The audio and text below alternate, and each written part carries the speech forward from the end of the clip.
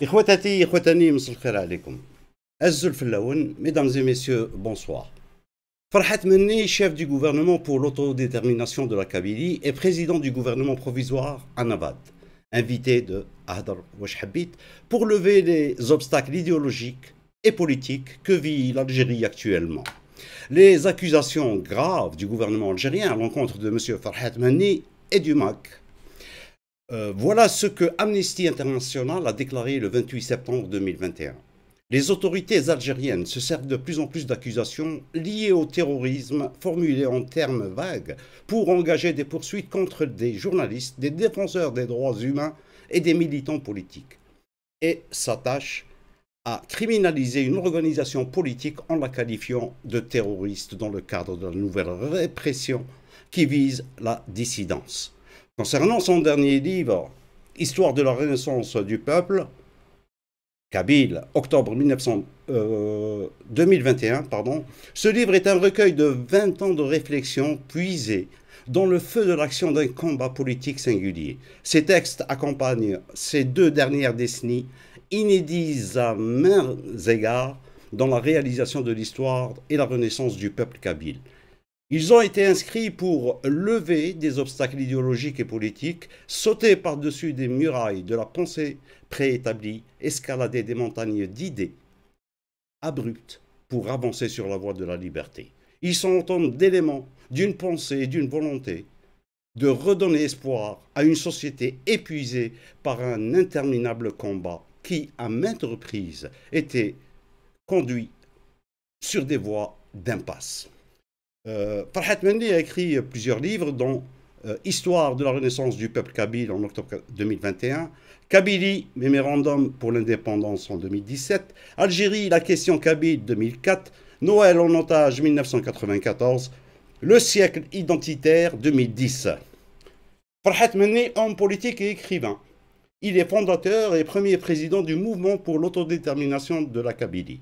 Mouvement qui revendique le droit du peuple kabyle à disposer de lui-même. Il est le président du gouvernement provisoire kabyle, un gouvernement en exil, autoproclamé, mis en place en France. Il est lauréat du prix Gouchi de la paix en juillet 2013. Mais le 26 août 2021, l'Algérie a émis un mandat d'arrêt international à l'encontre de Farhat Menni. أزول فلك فرحة تمني أزول. Je salue tous les internautes ou les youtubeurs qui suivent en direct cette émission ou qui vont la regarder plus tard. Merci. Merci pour la présentation. Merci pour la présentation. Je voudrais juste, avant de commencer, exprimer ma profonde solidarité avec toutes celles et tous ceux qui sont en prison aujourd'hui, comme j'ai une pensée pour les familles de toutes les victimes des incendies criminels du mois d'août dernier. Bien entendu, je n'oublierai pas celui par lequel on a essayé d'accuser la Kabylie d'être raciste, l'assassinat de Jamal Ben Smaïl, qui a été orchestré, réalisé par les forces de sécurité, ou plutôt d'insécurité algérienne. On va y revenir, ne vous inquiétez pas. Il y a aussi avec nous Maître Salah Debbouz, il est connu et reconnu, surtout هنا عندنا في هدرة شحبيت. Bonsoir Azul Salah. Azul Djilou, Azul Mas Farhat et Azul à tous ceux qui regardent cette émission ou qui vont la regarder après. Merci. Alors, tout d'abord, une série d'arrestations et de mises sous mandat de dépôt vise depuis début septembre des membres effectifs ou présumés du mouvement pour l'autonomie de la Kabylie, classé comme organisation terroriste par les autorités algériennes depuis le 18 mai. Le MAC, dont le président Farhat Menni réside en France, est visé par la justice algérienne est accusé par Alger d'être impliqué dans la provocation des incendies, notamment en Kabylie cet été, et le lynchage et l'assassinat du jeune volontaire Jamal Ben Smaïl le 11 août dernier. Qu'est-ce que vous avez à dire sur ces accusations? Ce sont des accusations mensongères qui ne reposent sur aucune donnée réelle des faits. C'est vraiment mal me connaître que de m'accuser de faits et d'actes que je condamne et que je réprouve profondément. Je ne me sens pas coupable parce que l'Algérie a décidé de m'accuser de tel chef d'inculpation ou autre. Pour autant, je connais l'effet de la propagande. Nous sommes en guerre. Il faut savoir ce que c'est qu'une guerre. La guerre, dans les temps anciens, était celle qui était sur les champs de bataille, avec des armées qui s'affrontent, avec des armes à la main dans un premier temps, puis avec des mortiers, avec la poudre qui a été inventée, avec des mortiers et des armes à feu. Ensuite, plutôt que d'avoir des armées conventionnelles en guerre, les moins faibles ont opté pour la guerre de guérilla. C'est-à-dire, ce n'est pas affronter une armée sur un même terrain quand on est en nombre inégaux, mais de harceler l'ennemi à travers des actions volatiles qui font mouche et qui font mal à l'ennemi. Je pense que la guerre d'Algérie a été une guerre de guérilla, plus qu'une guerre conventionnelle. Il n'y avait pas eu de bataille particulière entre armées conventionnelles. Non, jamais il n'y en a eu ça. Par contre, pendant la guerre d'Algérie, je parle, par contre, il y a eu une guerre de guérilla à travers laquelle les maquisards de l'ALN avaient effectivement infligé des pertes considérables ou substantielles à l'ennemi. De notre temps, mais même déjà au temps de la guérilla, il y avait cette guerre de l'information. Et je pense que c'était Clémenceau qui disait que d'abord, l'information était celle qu'on pouvait obtenir sur les préparatifs de l'ennemi à attaquer ou sur sa tactique à préparer. Mais depuis longtemps déjà, on avait la guerre psychologique, celle qui consiste à faire peur à l'adversaire avant de l'attaquer, l'amoindrir psychologiquement pour que la défaite soit réelle. Et nous sommes au temps moderne où pratiquement la guerre est uniquement, partiellement, en grande partie en tout cas, à moitié, est celle de l'information. Si vous arrivez à emporter l'opinion publique pour votre cause, notamment en accusant les autres de terrorisme, comme si c'était eux qui ont fait des choses, si votre propagande réussit, parce que la guerre est celle de la propagande et non pas de l'information au sens noble du terme, vous remportez la mise. C'est une machine de guerre que l'ensemble des médias algériens constituent contre le droit à l'autodétermination du peuple kabyle. Notre émergence en tant que nationaliste kabyle n'est pas tombée du ciel. Si la France a quitté l'Algérie, c'est parce qu'elle avait annexé la Kabylie à l'Algérie française. Jamais la Kabylie n'avait accepté de se soumettre à l'Algérie française. Et c'est parce qu'elle n'avait pas accepté ce statut de coloniser qu'elle a, dès 1926, organisé le mouvement national qui a abouti à l'indépendance de l'Algérie, en passant par la guerre d'indépendance, bien entendu. La guerre qui nous est menée aujourd'hui contre le droit à l'autodétermination du peuple kabyle et une Kabylie libre est la même que la France avait menée contre cette même Kabylie et surtout son aspiration à faire de l'ensemble des peuples d'Afrique du Nord des peuples indépendants.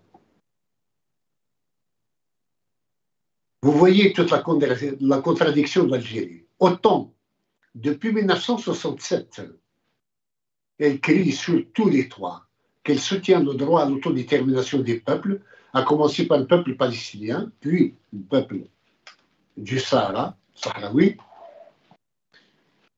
Autant, aujourd'hui, elle se braque contre ce même droit à l'autodétermination. La Kabylie n'est pas algérienne. Elle n'a jamais accepté de l'être. Moi-même, je ne me sens pas algérien. J'ai toute la fraternité nécessaire pour l'ensemble des Algériens. Mais je ne suis pas algérien. Permettez d'exprimer toute ma solidarité avec les Algériens, tout mon respect, mon amour même, pour l'ensemble des Algériens, mais cela n'équivaut pas à une assimilation, à fondre la Kabylie ou la Kabylie dans l'Algérie. Il y a un anachronisme historique qui a été occasionné par un viol de l'histoire coloniale. Cet anachronisme, il est temps qu'on s'en débarrasse. Nous serons plus enclins à fraterniser avec l'ensemble de ceux qu'on appelle aujourd'hui les Algériens et l'Afrique du Nord en général, voire le monde entier, une fois que nous serons indépendants. Je pense que pour tous ceux qui sont par propagande ou parce qu'ils n'ont pas approfondi ou examiné en profondeur la question kabyle, il est bon de leur rappeler que la Kabylie sera plus intéressante, sera plus utile à l'ensemble des Algériens, à l'ensemble des peuples d'Algérie d'aujourd'hui, qu'elle ne l'est aujourd'hui, parce qu'aujourd'hui, il est, comment dire, elle est prisonnière, elle est captive. Elle n'a que ses larmes à ajouter aux Algériens en cas de malheur. Elle n'a pas de moyens à mettre à leur disposition. Vous voyez, même démunie, c'est la Kabylie qui a fait avancer les droits de l'homme en Algérie, pour d'autres. Mais elle le ferait 100 fois mieux quand elle sera indépendante. Donc, l'intérêt des Algériens est de soutenir le droit du peuple kabyle à l'autodétermination. Tant que la Kabylie est à l'intérieur de l'Algérie, elle empêche une évolution démocratique pour les autres peuples d'Algérie. En nourrissant le racisme, en nourrissant la haine, en nourrissant des prétextes pour ceux qui gouvernent, des militaires notamment, pour reporter à plus tard les exigences de l'heure, parce que le monde avance à grands pas et l'Algérie recule à la vitesse de la lumière. Et avec elle, l'ensemble des peuples qui sont à l'intérieur. Sachez que nous vous aimons. Nous sommes là pour vous aider. Nous avons trouvé que militer au sein de l'Algérie, c'était perdre son temps. Tandis que militer pour la Kabylie, c'est préparer un avenir de prospérité pour tous, de fraternité et de convivialité. Ce que l'Algérie d'aujourd'hui ne permet pas. Puisque nous sommes dans un seul pays, où l'on se dispute le leadership entre régions, entre identités, il ne peut pas y avoir de démocratie qui puisse s'installer. Mais demain, chacun sera indépendant dans son identité, dans sa culture, dans son essence. Et là, bien entendu, tout le monde fraternisera.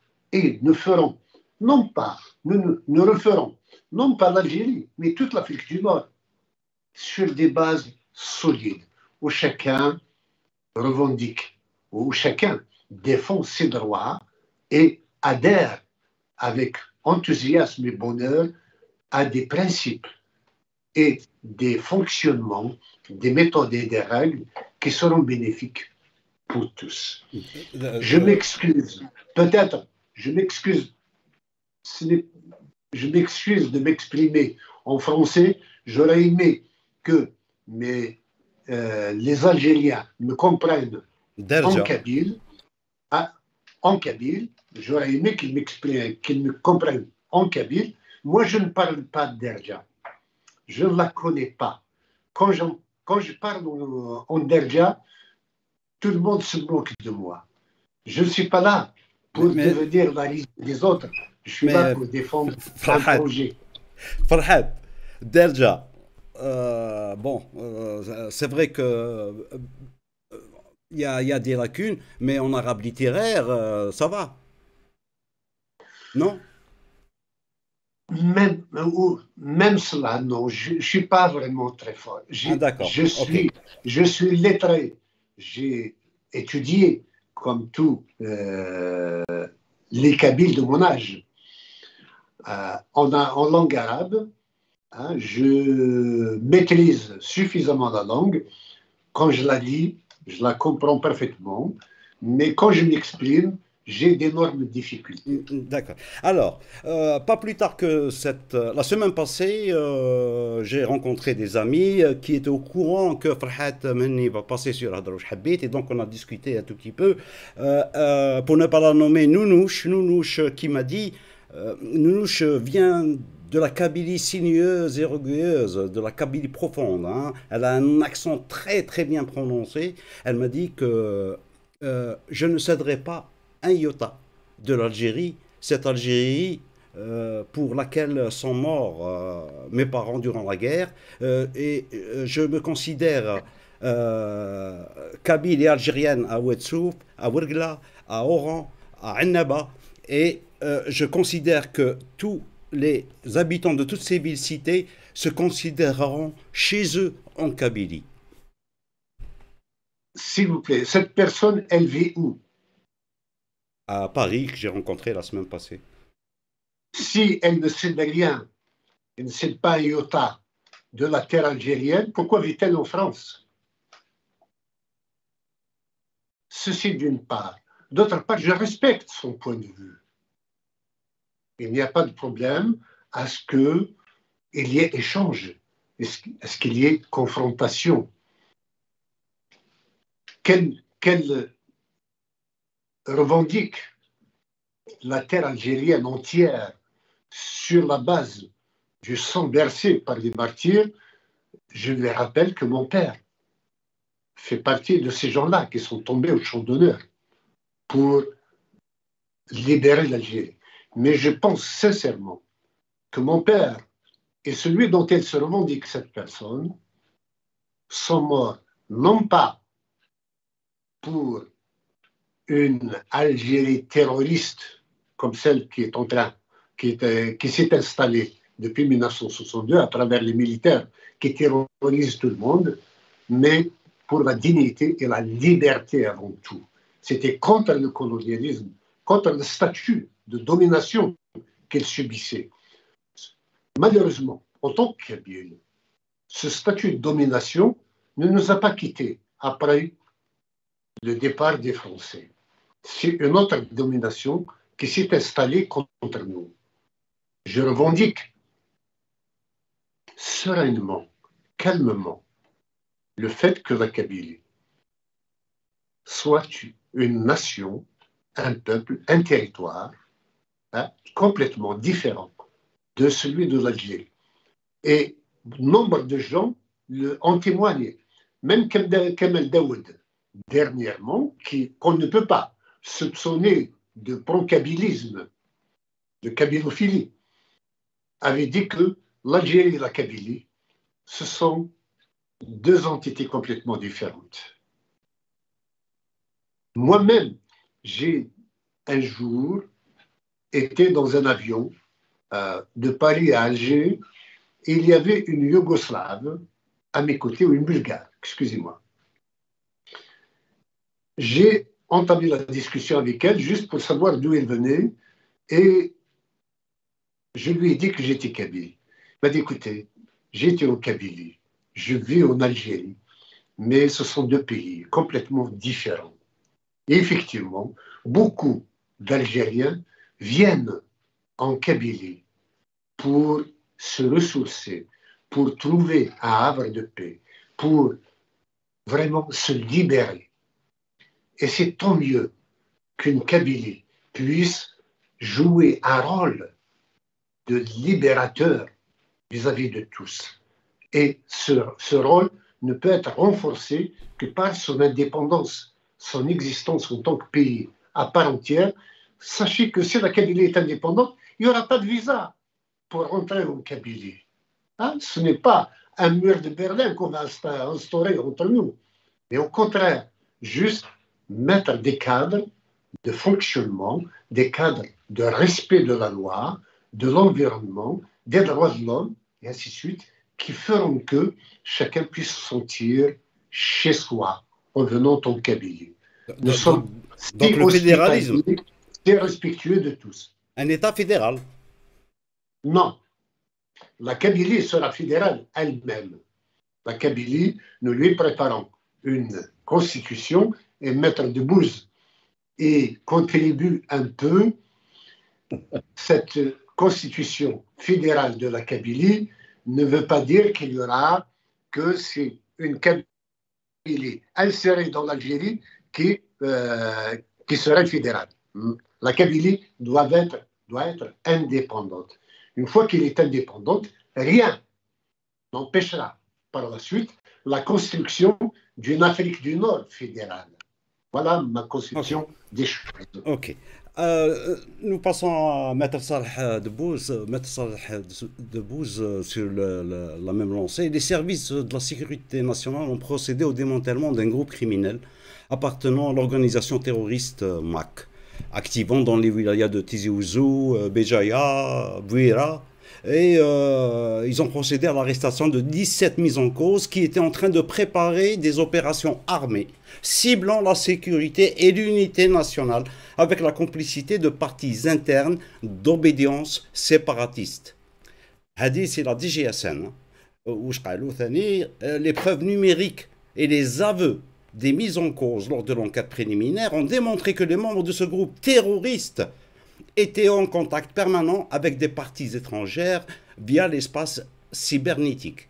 Le groupe activé sous couvert d'associations et d'organisations de la société civile implantée au sein de l'entité sioniste, ça veut dire Israël, et dans un État nord-africain. Ils n'ont pas cité le Maroc, et nous on sait qu'il s'agit du Maroc. Oucharaïk, le fait, sans enquête, sans absolument rien du tout, on dit que ce sont des terroristes en tant qu'homme de loi. Oucharaïk. Bon, Azzoul, encore une fois. Azzoul. En tant qu'homme de loi et en tant que aussi militant des droits humains, je dis qu'il y a un minimum de règles universelles qui permet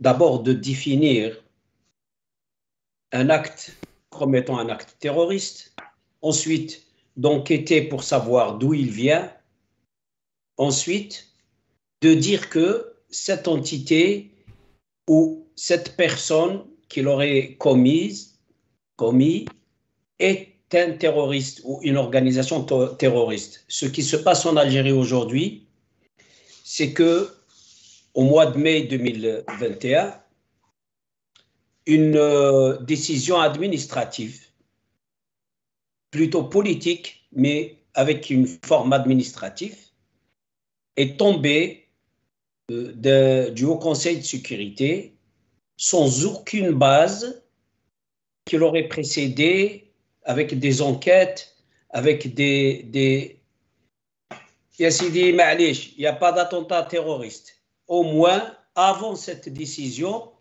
on a des groupes, on a des armes, on a quelque chose, rien.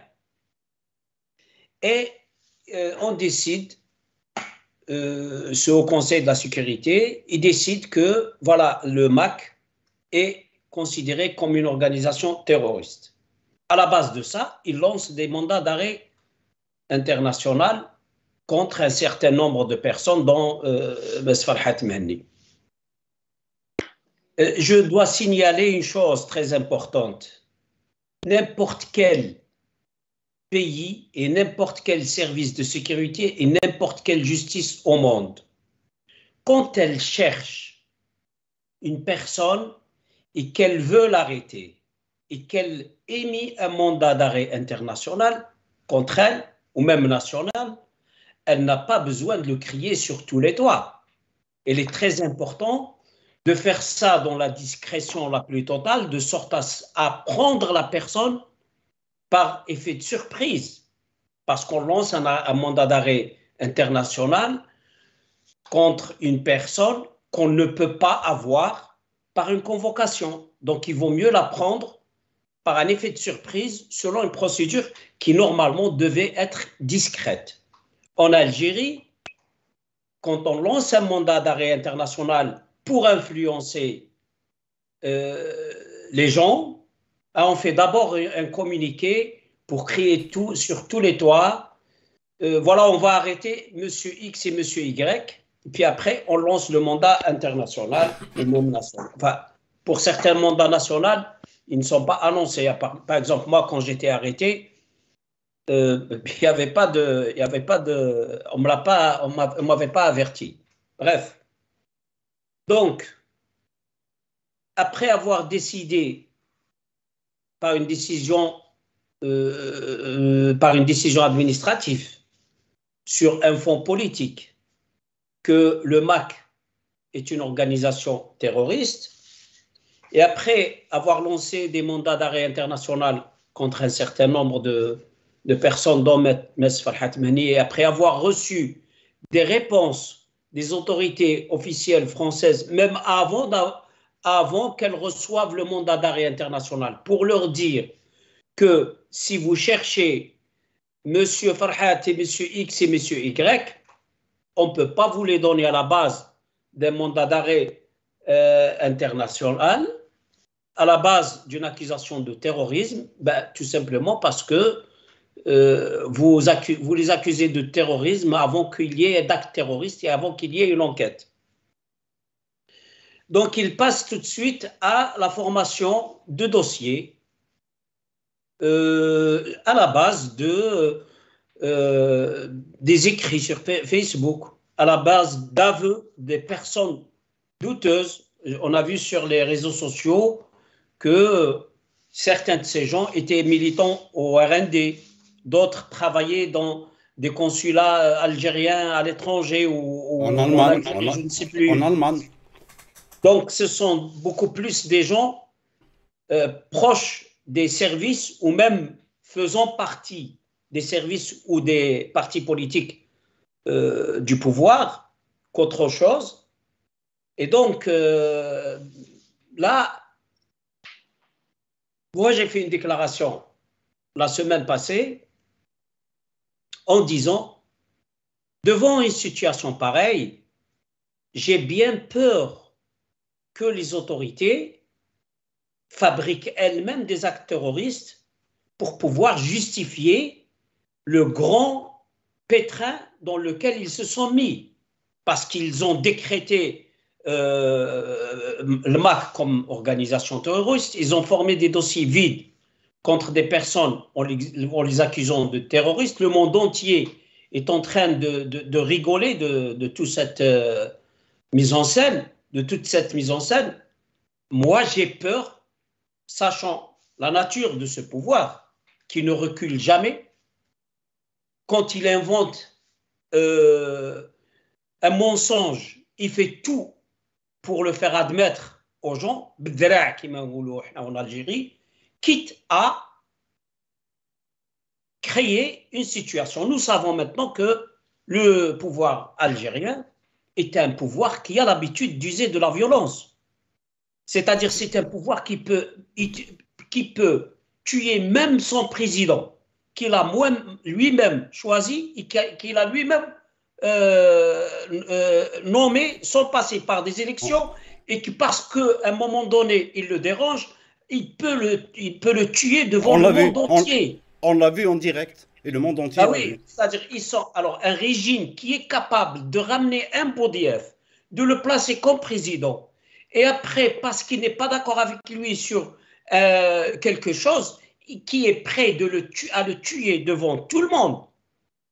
Alors ça, c'est ce qu'on a vu, sans parler des autres assassinats politiques, même avant l'indépendance. Karim Belqasem, puis après l'indépendance, Mdghri, Qaïd Ahmed, Khayr, Moufdi Zakaria. Je vous fais savoir que Moufdi Zakaria a été empoisonné en Tunisie parce qu'il n'était pas d'accord avec Boumediene. Et j'en passe. Ma'toub. La liste est très longue. La liste est très longue. Oui. Et puis, donc, toutes ces personnes. Et puis, quand on voit des officiers de l'armée algérienne faire des témoignages qu'ils aidaient, on va dire ça comme ça, qu'ils ont eux-mêmes commis des actes terroristes. C'est pas des terroristes qui disent que ce n'est pas nous qui avons tout fait. C'est des officiers de l'armée algérienne qui ont pris la fuite et qui ont fait des témoignages. Ils sont toujours là. Et ils ont dit, certains ont dit, nous avons créé des cellules terroristes au sein des services algériens. D'autres ont dit, on a fait des barrages, des faux barrages, et on a tué des gens. Il y en a même qui ont dit, j'étais là et j'ai participé. Donc, devant des situations comme ça, on est en droit de se poser des questions. Oui, absolument, mais cela n'enlève rien les crimes réalisés par les sanguinaires au nom de Dieu. Que l'on soit d'accord. C'est vrai. En fait, cette accusation globalement de terrorisme, si les Algériens laissent faire, si vraiment la Kabylie ne livre pas de combat de résistance contre cette ignominie, demain, c'est tous les Algériens qui seront accusés de terrorisme. Absolument. Et chacun absolument. sache que la Kabylie est à l'avant-garde de la lutte contre le fascisme, que le régime algérien n'arrête pas d'essayer d'implanter en Algérie depuis 1962.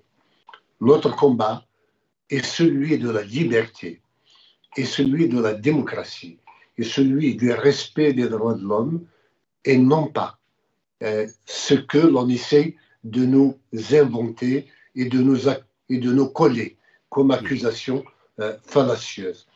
Je voudrais juste ajouter, pour Maître Guimouze, la création dernièrement de la commission devant mettre en œuvre le décret de classification d'organisation et de personnalités et de personnes terroristes. Regardez sa composante. Une organisation qui doit classer à l'échelle d'un pays des organisations et des personnes sous statut de terrorisme,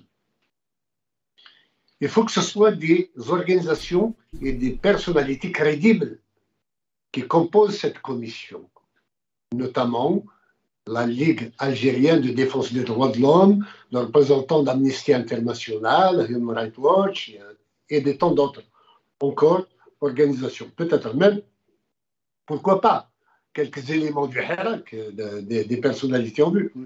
Je ne dis rien. importe peu, en tous les cas, des personnalités respectables, des avocats. Des avocates et des avocats, des hommes de loi, des hommes de droit, qui sachent faire la part des choses. Mais quand on regarde la composante de la commission, qui aujourd'hui est habilitée à spolier même les biens des personnes désignées comme étant terroristes, c'est le ministre de la Défense, le ministre de l'Intérieur, le directeur de la sécurité ceci, le directeur du renseignement et de la sécurité, le directeur de la DGSN, il n'y a que des responsables policiers et militaires. Il n'y a aucun membre de la société civile. Cela veut dire que ces gens-là, ce ne sont pas eux qui décident, puisque ce sont tous des exécutants, ce sont des fonctionnaires. Ils feront exactement ce qu'on leur demandera de faire, de dire ce qu'on leur demandera de dire. Cette commission est une commission infâme. C'est une violation flagrante de l'ensemble des conventions ratifiées par l'Algérie, des conventions internationales concernant les droits de l'homme et le droit à se défendre avec des avocats et pour avoir une justice équitable. Ce qui vient d'être fait est qu'une forfaiture vis-à-vis du droit, vis-à-vis des conventions et des règles avec lesquelles fonctionne la communauté internationale. On disait en kabyle, à l'époque du colonialisme français,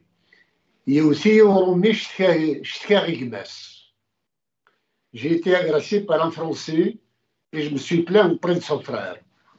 Cela veut tout dire.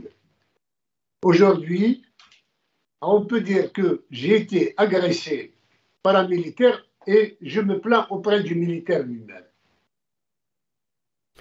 Mais, pardon, monsieur Farhat, ce que vous êtes en train de dire là, un Constantinois peut le dire, un Khenchli peut le dire, un Biskri peut le dire, un Noranais peut le dire, un Moustranmi peut le dire. Il n'y a pas de favoritisme. Toutes les régions sont identiques. Le régime traite tout le monde de la même façon. C'est vrai qu'il y a une agression caractérisée depuis un moment, surtout le début de l'année. En Kabylie, c'est visible, ça, il n'y a pas photo, hein, les agressions, notamment les militants du MAC qui sont agressés, fouillés, emprisonnés, mais ça se passe aussi partout en Algérie. Cela veut dire quoi? Cela veut dire qu'il n'y a pas que la Kabylie qui souffre de ce régime. Merci pour cette précision. Si, en fait, vous dites cela pour contester le fait que la Kabylie puisse être différente du reste de l'Algérie. Monsieur Farhat, je vais juste vous dire quelque chose de très important. Moi, je ne considère pas qu'il y a un peuple en Algérie. Il y a des peuples en Algérie. Donc, on est tous différents. Et dans chaque peuple, il y a plusieurs différences dans chaque peuple. C'est quelque chose c'est une évidence que je dis depuis que le MAC, le Mouvement pour l'autodétermination de la Kabylie, a été créé. Et il y a juste deux choses à dire sur ce plan particulier. Un, c'est depuis 1962-63 que la Kabylie est agressée en permanence. Il y a une récurrence de l'agression contre la Kabylie qui n'existe pas ailleurs. Deuxièmement, admettons que ce soit toutes les régions d'Algérie qui soient aussi agressées que la Kabylie. Pourquoi il n'y a que la Kabylie qui bouge? Donc, il y a autre chose que ce que vous dites. Moi, je compatis à la situation des autres Algériens. Et à chaque fois qu'il y a une injustice commise, je suis l'un des premiers à réagir pour exprimer la solidarité avec les victimes et condamner l'action et l'injustice subie par les autres. Mais nous ne rencontrons pas, malheureusement, la même réaction d'ailleurs. Vous vous souvenez, quand Kamel Khar, c'était Slal, qui était Premier ministre, qui avait déclaré Kamel Khar est fichu puisqu'il entretient des relations avec Farhat Mahdi. Ah bon? Me dire bonjour un jour est passible du code pénal maintenant? Il y a donc cette solidarité que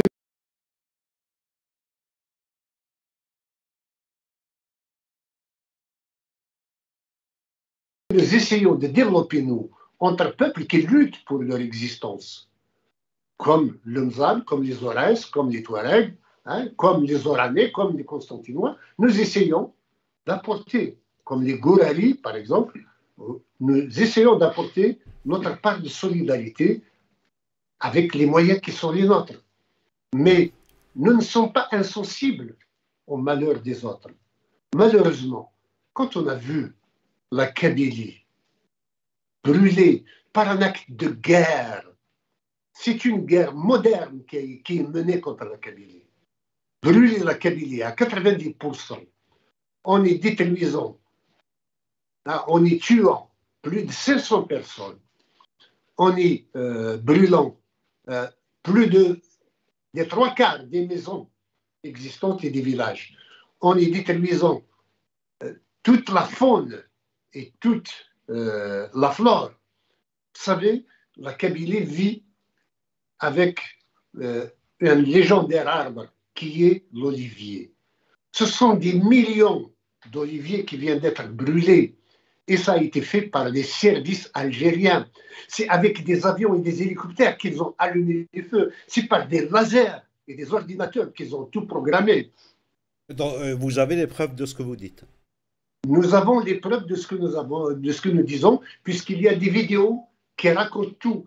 Quand vous voyez des gens qui filment à l'intérieur d'un fourgon un jeune homme poignardé par des agents des services, puis Oui, ça, on jeté l'a à vu. terre. On l'a vu incontestablement. C'est la police qui est incriminée, d'après Absolument. les vidéos, qui est incriminée Absolument. dans le Et crime. puis, ils l'ont brûlé pour qu'on ne montre pas les traces comme quoi il a été tué avant. Et qu'on ne trouve pas les traces de ce qui a été fait. Donc, et puis qu'on accuse par la suite tout le monde. Qu'on accuse le MAC, les Kabyles de racisme, de ceci.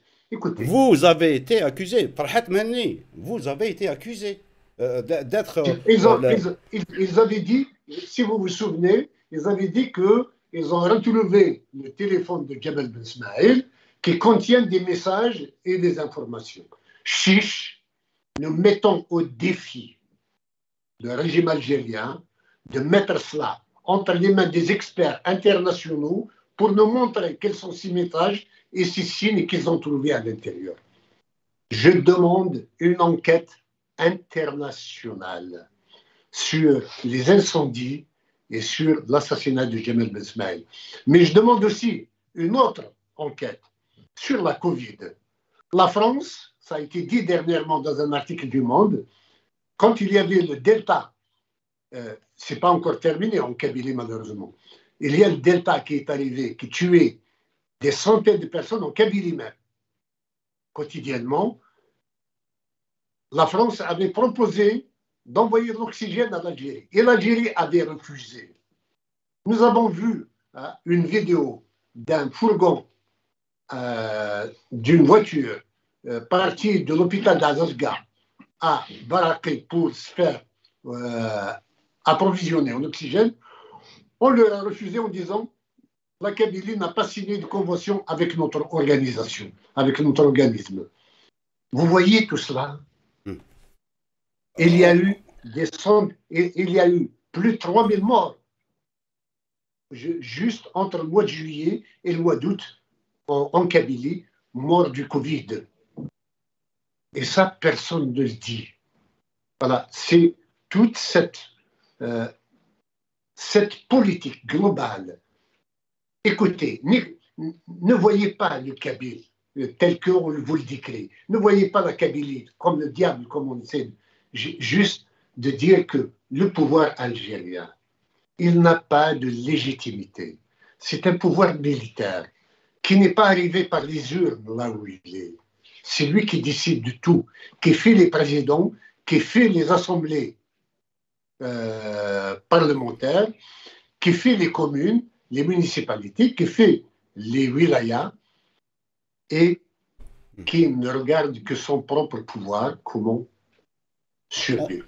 Comme il a perdu de la crédibilité. Il croit qu'en diabolisant les Kabyles et à travers eux, en diabolisant le MAC, en diabolisant les Kabyles à travers le MAC, ils vont récupérer une forme de légitimité parce qu'ils croient que les Algériens sont des racistes anti-kabyles. Il va s'appuyer sur ce racisme pour se donner une clientèle, une base sociale. En fait, tout ce qu'il est en train de faire actuellement, c'est nous pousser en faisant des actes de guerre, en faisant des exactions, en emprisonnant n'importe qui, en tuant n'importe qui, en faisant de la violence, en interdisant n'importe quoi pour les Kabyles.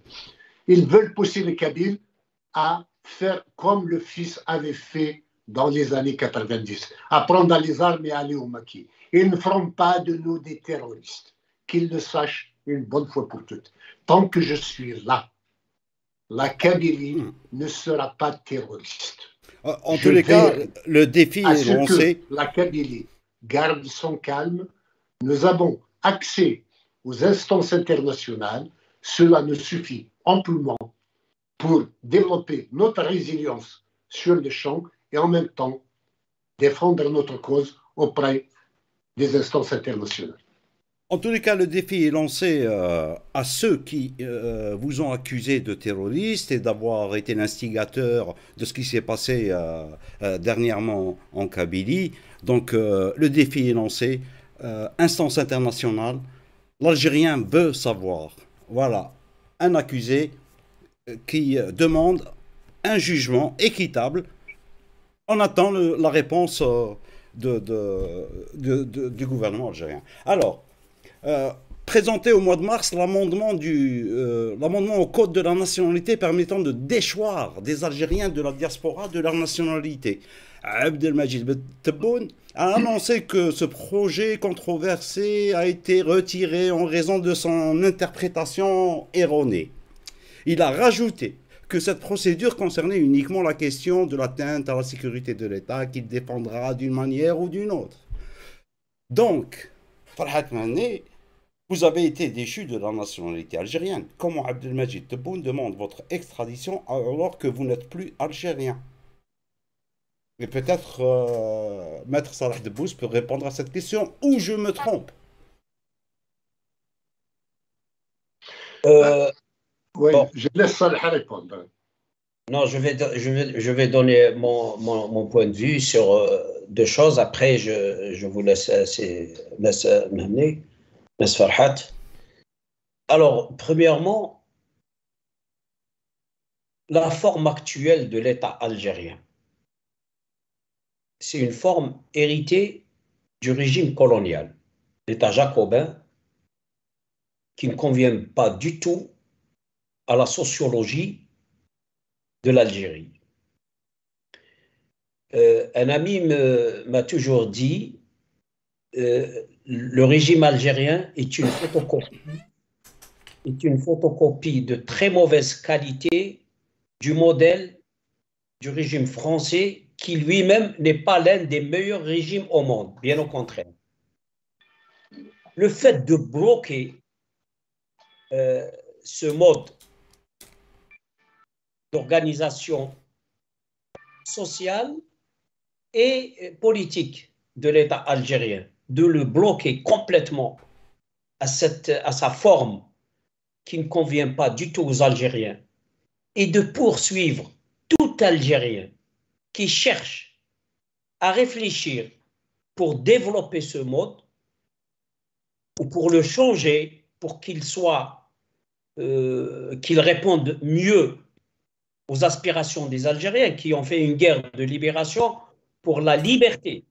Il faut se rappeler, les années Tawra, Le rêve, c'était la liberté. Et la liberté, c'est toutes les libertés, c'est pas seulement la liberté politique. Après, quand le 3 juillet, et pas le 5 juillet, le 3 juillet, les Algériens ont reçu la souveraineté sur les territoires de l'Algérie, à partir de ce moment-là, on est passé à l'indépendance pour ne pas donner la chance aux Algériens de rêver de la liberté et de toutes les libertés. Et donc, ça, et le fait de sanctionner tout Algérien qui réfléchit ou qui parle avec celui qui réfléchit ou qui dit bonjour, qui m'a dit Farhat tout à l'heure sur Kamel Dinfrar, qui dit bonjour à quelqu'un qui réfléchit autrement. Eh ben, il réfléchit, il demande, au début il demandait l'autonomie, après il est passé à l'autodétermination et il milite pour l'indépendance d'une région en Algérie. Si c'est fait d'une manière pacifique, ben, il y a beaucoup de gens, il y a beaucoup de groupes qui font ça à travers le monde. Ils ne sont pas considérés comme des terroristes. C'est une question de convaincre les gens d'accepter ou de ne pas accepter une thèse. Alors ça, c'est pour le problème ce problème qui est devenu, que le pouvoir veut placer comme un problème tabou. Il suffit que tu parles du MAC ou que tu dis que, je ne sais pas, n'importe quoi, tu es séparatiste et donc terroriste, et donc il faut te mettre en prison ou peut-être même te liquider. Pour maintenant la nationalité, je ne suis pas au courant que Mess Farhat est déchu de sa nationalité, mais si c'est le cas, il devient un apatride. Et s'il est un apatride, si le pouvoir algérien déchoit les gens du MAC de leur nationalité, en même temps que ces gens du MAC réclament leur non-appartenance à l'Algérie, ça voudrait dire que le pouvoir est d'accord avec les gens du MAC qui ne soient pas algériens, même s'il le dit d'une façon, on va dire, avec haine. Mais de toute façon, il dit la même chose que les maquistes, que je vais appeler moi comme ça. Si Farhat Mehni et son groupe disent « nous, on n'est pas des Algériens », et si l'autorité algérienne dit que puisque vous n'êtes pas d'accord avec moi, donc je ne vous considère pas comme Algérien. C'est-à-dire, ils sont d'accord sur ce point. Maintenant, il y a une loi internationale qui peut réfléchir avec les gens qui n'ont plus de patrie, donc à résoudre ce problème. Je crois que ça devient, si c'est le cas, ça devient un cas sur le plan même technique, intéressant à résoudre. Maintenant, déchoir une personne de la seule nationalité, je parle de, vous savez, la nationalité, c'est un droit politique. Si vous n'avez sur le plan théorique qu'une seule nationalité, et c'est le pouvoir qui contrôle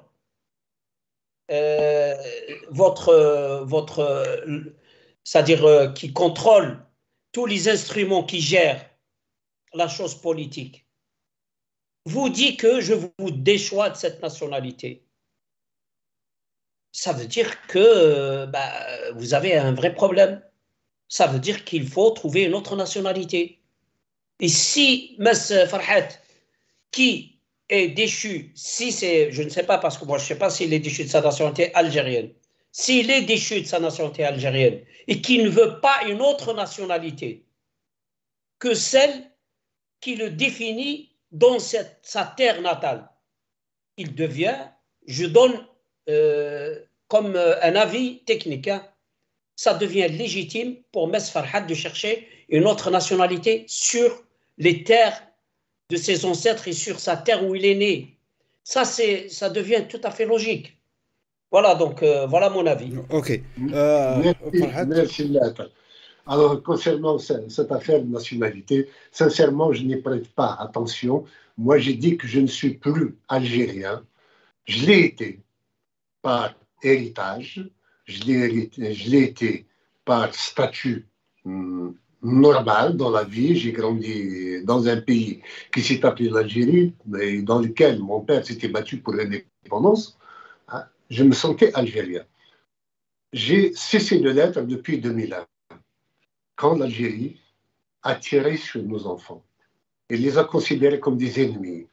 À partir de là, j'ai fini par comprendre que l'Algérie coloniale française et l'Algérie arabo-musulmane qui se comporte en colonialiste en Kabylie sont identiquement les mêmes. Et donc, j'ai le droit de choisir mon statut, celui de Kabyle. J'ai la nationalité kabyle. Et en tant que tel, l'Algérie n'a aucun droit sur moi et sur tous ceux qui se proclament comme étant kabyles et non pas algériens. Si l'Algérie se donne le droit de déchoir quelqu'un de sa nationalité, les citoyens dits algériens ont le droit de répudier leur nationalité d'office. Mais j'ai un autre problème que je voudrais souligner. Il y a eu des centaines, voire des milliers de morts à essayer de traverser en tant que haraga de l'Algérie vers l'Espagne notamment. Nous avons eu des informations selon lesquelles ce sont des militaires, c'est la marine algérienne même, qui donne le feu vert. J'ai eu cette information aussi. J'ai eu cette information aussi. De partir. Et ils prennent même l'information, si ce sont des Kabyles, prenez des moteurs désuets pour que ça tombe en panne en cours de traversée. Le passeur envoie une fusée éclairante pour annoncer qu'il est en panne. Les secours arrivent, mais ne prennent que le passeur et laissent les autres se noyer. C'est très grave, ça. C'est très grave. Il y a même un bateau qui a été heurté par une vedette algérienne et on a laissé mourir 34 personnes il n'y a pas très longtemps. Je demande aux pays européens, à tous les pays européens, qui se plaignent de l'immigration irrégulière et d'une invasion migratoire, de constituer une commission européenne d'enquête pour aller voir sur le terrain le phénomène de haraga, comment il s'organise. Et on verra aussi qui, à ce moment-là, si ce sont des personnes privées qui s'enrichissent ou si ce sont des militaires qui sont les véritables patrons de ces passages clandestins vers l'Europe. En tout état de cause, ces derniers temps, il y a une chasse aux Kabyles à Europe. Et donc, en Oranie, c'est parce qu'à partir de là on essaie de partir. Et beaucoup de militantes et de militants, malheureusement. Il y en a une au moins qui a été arrêtée encore aujourd'hui. Sont partis dans l'espoir d'échapper à la violence et à la répression, à la torture surtout. Je leur demande de ne plus faire cela. Je leur demande de rester calme et serein en Kabylie, pas chez elles, à aller changer de domicile et ne plus communiquer par téléphone pour sauver leur liberté en attendant que cette vague répressive puisse passer. Parce que j'en ai connu personnellement. Toute ma jeunesse, je l'ai passée dans la répression. Depuis 1976 jusqu'en 85, 84, 85, j'ai été arrêté 12 fois. Et nous savons que les arrestations sont des vagues. Et qu'à un moment ou à un autre, ça s'arrête. Je demande aux militantes et aux militants de rester calmes, toujours avec des témoins, pour pas que, s'il y a des attentats, on puisse les attribuer à des militants qui n'ont rien fait, qu'ils aient des témoins, comme quoi ils étaient avec elles et que rien ne s'est passé de ce côté-là. Donc, je leur demande de ne plus tenter la haraga. Ça ne sert à rien. Bon, là, je suis absolument d'accord avec vous, mais vous avez affirmé des choses qui m'ont laissé un petit peu perplexe, notamment les Kabyles à Oran qui sont pourchassés. J'ai pas entendu parler de ça, et pourtant je suis sur la toile. Est-ce que Ça ne vous fait avez rien. des échos? Cela ne fait rien. J'ai eu un témoignage, rien que ce soir, de quelqu'un qui a réussi à passer et qui a été poursuivi par des gens avec des armes blanches pour lui faire la peau. On s'en fout de cela. Mais je ne parle pas des citoyens, je parle du système lui-même, que ce sont des militaires qui organisent les haragas et que quand ils savent que ce sont des Kabyles qui prennent la barque. En général, quand c'est une barque, tous du Kabyle, on essaye de faire échouer ça quelque part. J'accuse volontairement et avec des témoignages à l'appui Donc vous avez des le preuves régime algérien de ce que vous dites. d'organiser ce genre de crimes contre l'humanité parce qu'ils sont juste des Kabyles. Vous avez des preuves enfin, de ce que vous êtes en train de dire, que c'est les militaires eux-mêmes qui sont derrière tout ça. Nous avons des témoignages et Ok, je ne suis pas le seul à le dire. Abdesmar a déjà fait une vidéo dessus. d'accord. Ok. Alors, Et je pense que Anwar Malik aussi a donné des informations approchant cette vérité. bon. Alors, ce qui se dit dans certains médias et sur la toile, que le MAC, d'un côté, est financé par le Maroc, Israël et autres ONG, et d'un autre côté, que le MAC œuvre pour la continuité du système algérien et que c'est un contre-pouvoir sur mesure. Tout cela pour dire que les Algériens sont totalement déboussolés par toutes ces infos ou intox et ne savent plus à quel sein se vouer. Ma question, Monsieur Farhat Mani, Ouais. pensez-vous que le MAC a-t-il été ou est infiltré par des services spéciaux, sans nommer aucun? Sincèrement, euh, le discours s'adresse à deux populations différentes. Aux Algériens, on dit que le MAC est financé, soutenu, entraîné par le Maroc et Israël. Au Kabyle, on dit attention, le MAC c'est le DRS, ce sont les agents du service. Hein, ce sont des messages complètement différents. Hein. Il n'y a pas d'ambiguïté là-dessus. Hein. Le message aux Algériens, c'est diaboliser le MAC en tant que vassal, hein, si vous voulez, au fantoche du Maroc et d'Israël, voire de la France et de l'Amérique. Et au Kabyle, on dit attention, méfiez-vous, ce sont des éléments du DRS ou ce sont des éléments infiltrés. Tout cela n'est que propagande. Sincèrement, s'il y avait un pays qui finançait le MAC, cela se saurait. Je ne roule pas sur de l'or et le MAC ne vit que par la générosité des cotisations des donateurs. On va dans des cafés où on organise des rassemblements à Stalingrad ou ailleurs pour ramasser un peu d'argent à envoyer pour nos prisonniers notamment. Et quand on regarde le Fatah ou l'OLP ou le Polisario, ils sont officiellement financés par des puissances étrangères. Ils n'en ont pas honte, ils s'en revendiquent.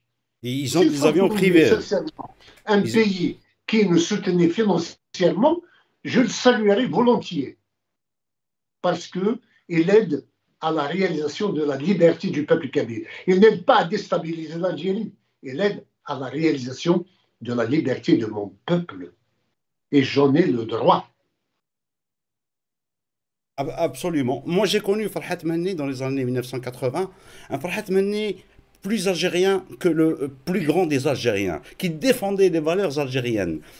Ensuite, crescendo, on arrive à ce Farhat Mani, et moi, je pense que c'est un chemin de quelqu'un qui a combattu, hein, qui était tout le temps dans le combat, et ce sont les frustrations qui ont fait que on arrive à ce stade. Si Farhat Mhenni avait été écouté, Farhat Mhenni ou quelqu'un d'autre, hein, plein d'Algériens, hein, au lieu de les emmener en prison, au lieu de les traiter de terroristes, au lieu de...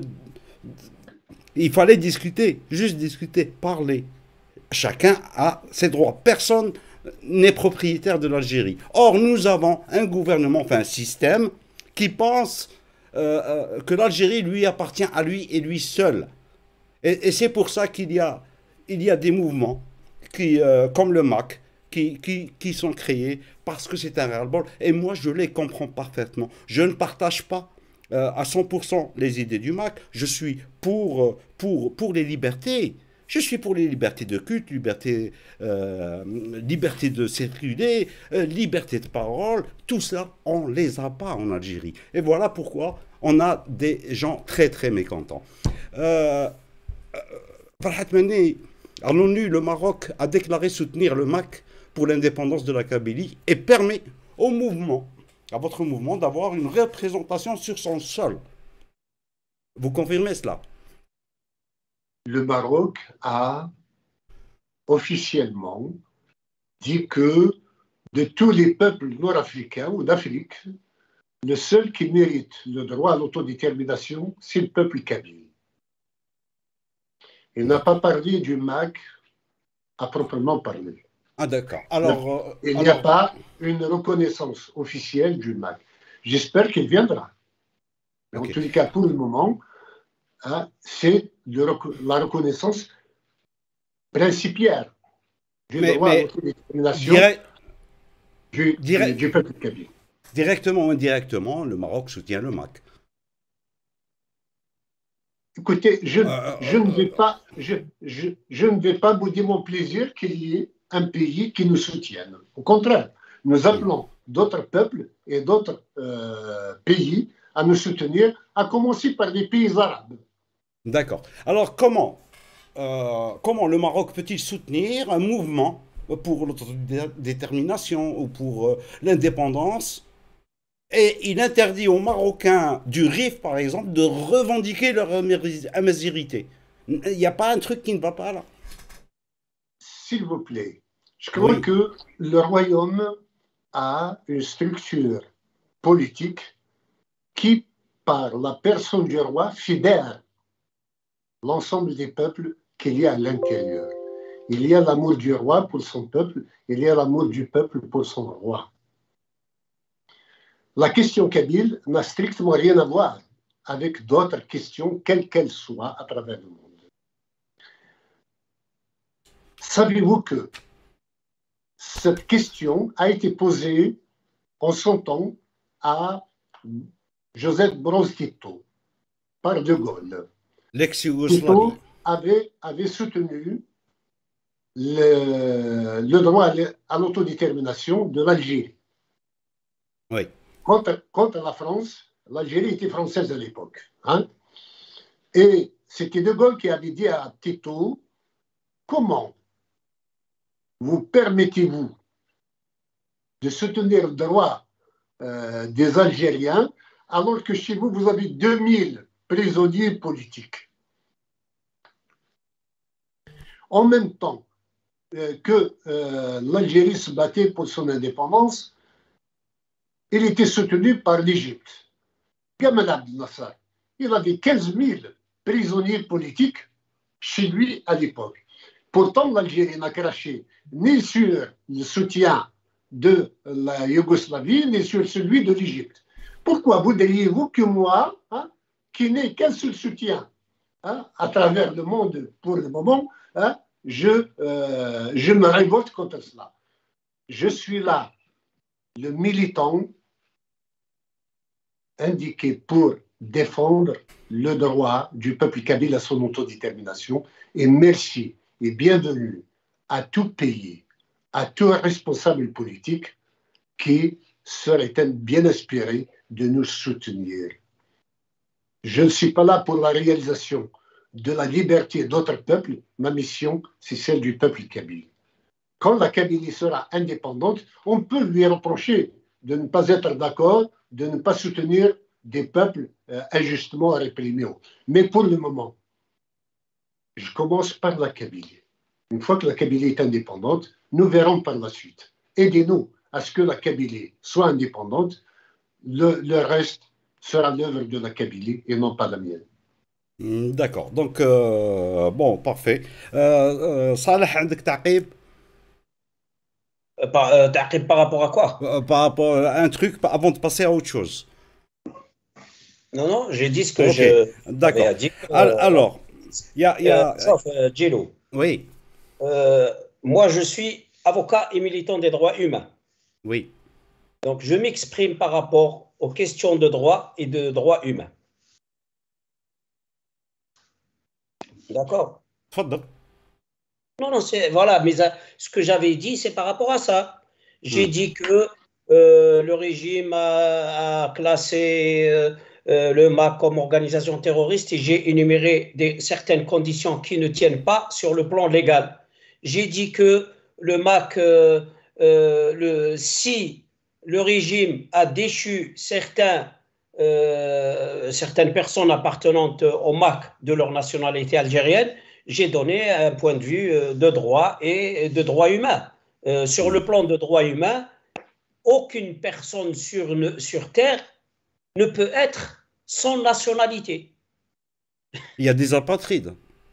Oui, mais ils ont droit à une nationalité. Les apatrides, ils ont droit à une nationalité, soit de leur choix, soit dans le cas où soit dans le cas où ils sont un groupe et qu'ils ne veulent aucune autre nationalité, ben, ils ont droit de créer une nationalité.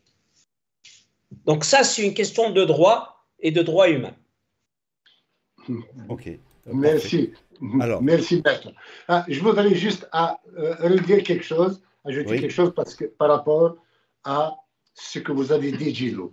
Oui. La première, c'est que ceux qui gouvernent ne se considèrent pas comme étant les enfants du peuple et les représentants de la nation, entre guillemets, mais ils considèrent que la nation leur appartient. Oui, oui. Oui, oui. Et ils considèrent que le pays leur appartient, c'est leur bien propre, et que tous ceux qui sont à l'intérieur ne sont que des salariés, voire des esclaves. Des esclaves. Voilà, qui doivent obéir au doigt et à l'œil. Ça, c'est une réalité. C'est une réalité. Il n'y a pas. Voilà, voilà. Donc, nous n'avons pas une armée, c'est l'armée qui a un pays, qui a un peuple, qui en fait ce qu'elle veut. Bon, ceci d'une part, c'est une donnée que tout le monde ne conteste pas. Il y a ce qu'a dit Tebboune. Sincèrement, je le considère plus otage des militaires qu'autre chose, parce qu'il n'est pas arrivé par sa volonté là où il est.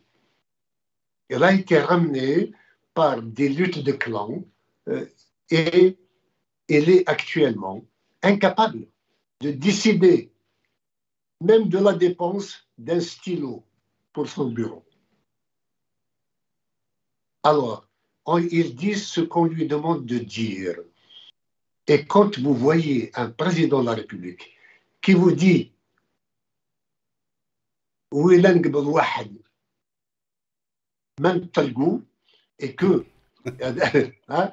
et que comment يندم للنهار اللي زاد فيه.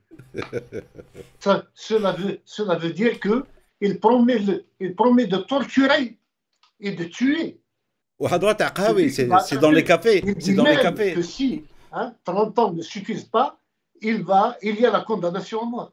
C'est quoi ça? Ce n'est pas un président, ça. Non, non, non. Non. Un président, il cherche à se faire aimer par son peuple. Contraire à protéger ses enfants, il ne promet pas le fouet, il ne promet pas la mort, il ne promet pas la torture. Nous sommes dans un pays où l'indignité et la cruauté sont maîtresses des lieux. Voilà, c'est tout ce que je voulais dire. Et si vous permettez, Oui. Je crois que nous avons passé une Mais, heure mais, mais, mais agréable avec vous. j'ai Et une question, je j'ai une dois- dernière question. Farhad, j'ai une dernière question. Mais allez-y. Allez-y, allez-y. Non, non, c'est tout. Je dois Ok. rentrer parce que je ne Alors, suis pas chez moi, hein. d'accord. Alors, Halim qui demande est-ce que le Mac, le programme du Mac, vous prévoyez de faire une encyclopédie de la chanson kabyle? Ce n'est pas au Mac de faire de la chanson.